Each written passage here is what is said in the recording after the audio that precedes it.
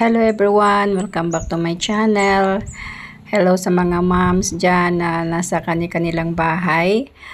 Kamusta kayong lahat? Ayan, marami kaming nilabhan na nilabas kasi umaraw na dito sa amin. Kahapon pa namin yan nilabhan at ngayon lang nailabas.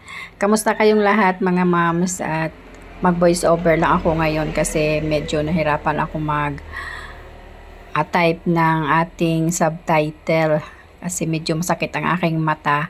So ayan ang aming bahay, hindi naman masyadong makalat, kaunti lang naman ang ating ligpitin ngayong araw. Tinanggal ko muna yung mga nahugasan na nating mga plato dyan at itinabi. Maghuhugas lang ako ngayon ng mga plato na pinagkainan namin kaninang umaga sa almusal. At bago yan ay linisin muna natin ang ating dish drainer kasi parang 2 araw na yan na hindi nahugasan. Kamusta kayo sa inyong mga tahanan mga moms? At dito sa amin ngayon lang umaraw. 2 araw na umulan na walang tigil. Gabi at araw talaga ang ulan. Bumbuti dito sa amin at hindi bumabaha. So ngayon medyo maganda ang panahon. Medyo may araw ngayon. Kaya yung mga nilabhan namin noong isang araw ay inilabas na namin para naman maarawan. Kasi nasira ang spinner ng aming washing machine. Kaya ayan, mahirap magpatuyo ng mga damit pag walang araw. Pag naulan, mahirap talaga magpatuyo.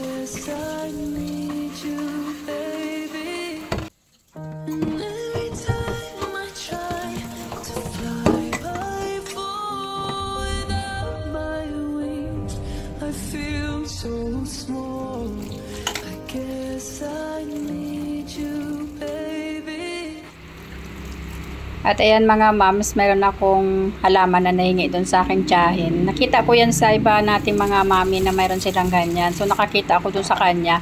Pero parang mamamatay na. Hiningi ko yung isang sanga para patubuin dito sa bahay. So tumubo na siya. Sabi ko maganda siya kasi pwedeng sa tubig lang. Kasi yung mga halaman ko dati na nandyan ay namatay na lahat. Tapos na tayo maghugas at ayan, maglinis na lang ako ng countertop. Konting ano lang naman dyan, konting punas-punas kasi si Robert naman pag siya yung naghuhugas ng mga plato dyan, nagpupunas din siya kaya hindi na masyadong marumi ang ating countertop dyan at konting punas lang, malinis na. So ayan, habang nabo-voice over ako mga moms ay mayroong kulog na naman kasi uulan na naman ngayong hapon. Sasali na ako ng mga tubig galing dyan sa ating filter para ilagay natin sa ref mga moms.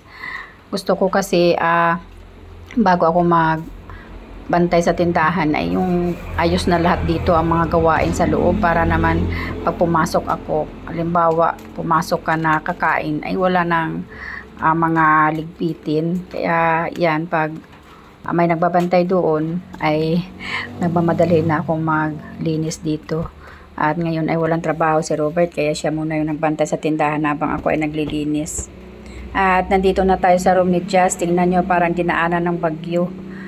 Ganyan talaga ang hitsura ng kanyang kwarto basta't may pasok. dahil sa umaga hindi na siya makapagligpit, hindi na makapagwalis dahil nagmamadali. 6:30 umaalis na yan siya kasi yung service niya ay maaga dumadaan. Kaya yan, parang dinaanan ng bagyo. At mag-ano lang naman ako, ayos-ayos lang naman ng mga beadings niya at walisan ko lang dyan at mapan yung kanyang kwarto at ayusin ko lang yung mga gamit na nakakalat dyan, mga moms. Tingnan ninyo, sa panahon ngayon iba na yung ano ng mga bata, kailangan talaga mag-alalay tayo sa pagligpit ng kanilang mga gamit sa kwarto. Pero ako ingat na ingat ako dyan magligpit kasi baka mamaya may maitapon ako na kailangan pa pala. So ako naman naglilinis lang ako, hindi ako nagtatapon ng mga kung ano-ano dyan. Pwera na lang yung mga papel na basura, yan lang yung tinatanggal ko. At ayan, biglang nag-brown out. So napailaw ako ng solar. At sino ba relate sa inyo na yung mga damit ay inisa-isa, iniba-iba yung pangalis at yung pambahay. Ganyan ako mag-ayos ng kanyang mga damit para naman alam niya kung saan siya kukuha ng pang-alis, yung pangpasok sa school at yung pambahay niya.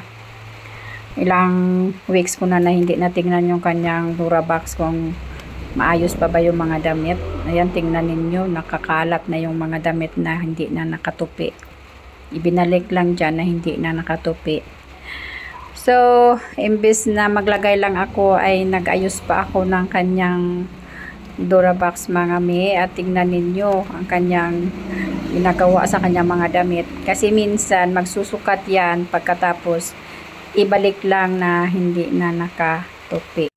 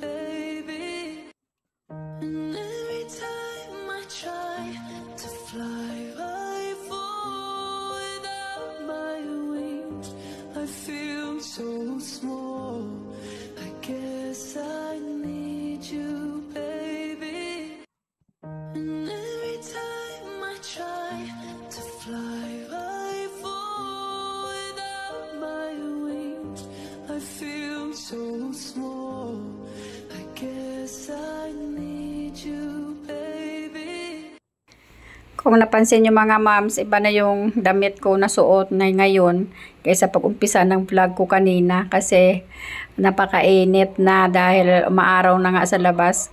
Yung damit ko na yun na ay mainit sa katawan kaya nagbihis na ako para naman habang naglilinis tayo ay presko yung ating pakiramdam. At ayan, at panay na ang tawag sa akin ni Robert kasi marami na nabili sa tindahan kaya nagmadali na ako dyan na makatapos. Sabi ko sandaling-sandali na lang kasi magmamap na lang ako dyan sa room ni Jasmine.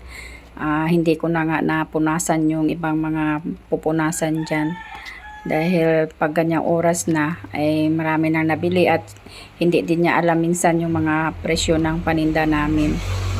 At sa sala na lang ako maglinis mga mi. Ayan, konti lang naman dyan, pagpag lang tayo at magwalis na lang ng sandali para naman kahit paano malinis ang sahig.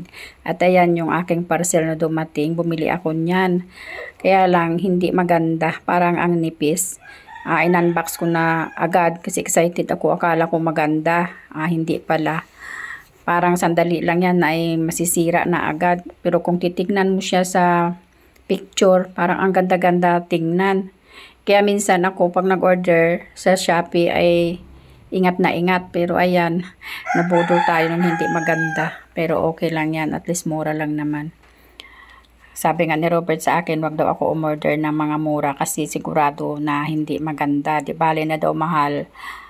Basta quality din naman ang darating sa amin at hindi madaling masira. At ayan ay nagwalis na tayo at sabi ko sa kanya siya na lang ang mag-mop kasi ako na lang muna ang magbantay sa tindahan. Tapusin na lang niya muna yung paglilinis ng sahig.